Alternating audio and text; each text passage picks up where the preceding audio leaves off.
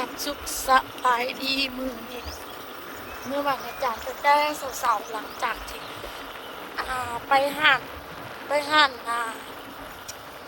ไปหั่นชิ้นด่านเมื่อคืนนี้เนาะสะพอนก็ตื่นแต่5 โมง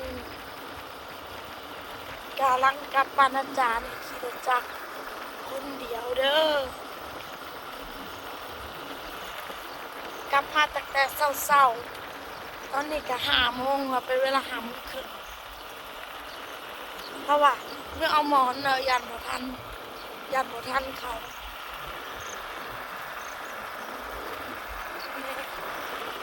ขี่รถจักรเนาะ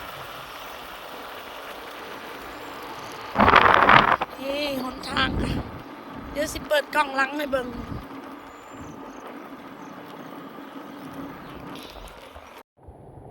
สบายดีเด้ออันนี้จะเป็นกล้องหลังนี่เด้อทางเมื่อบ้านสาพร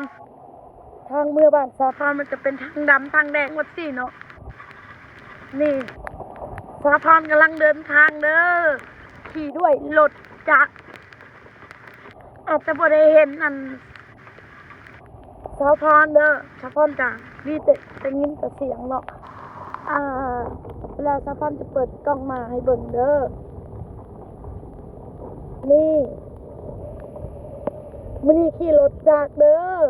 เมื่อคนเดียวเพราะว่าเมื่อตอนฝนเลยฝนตกแห้งนี่ขี่รถจักร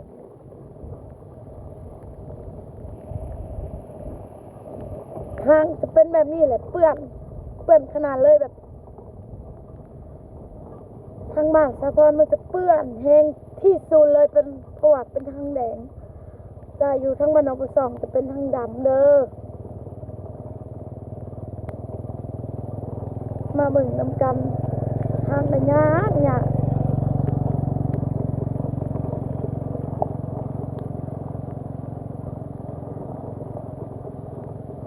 เดี๋ยวสปอนเปิดกล้องมาให้เบิ่งเด้อ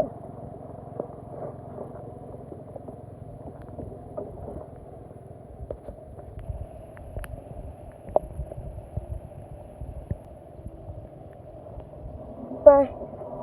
มือนี่จะมาตอนฝนตกเด้อ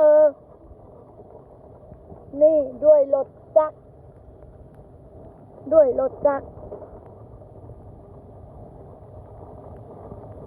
ฝนตกแห้งอยู่บ้านอยู่ทางบ้านสาพร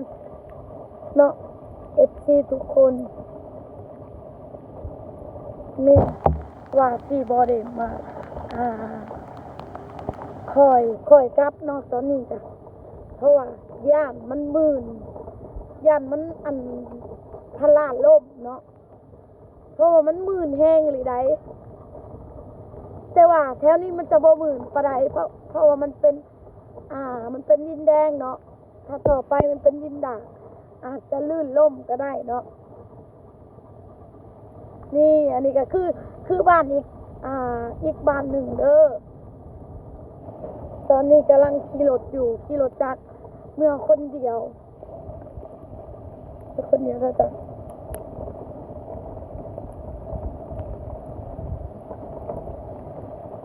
เพราะว่าฝนตกแห้ง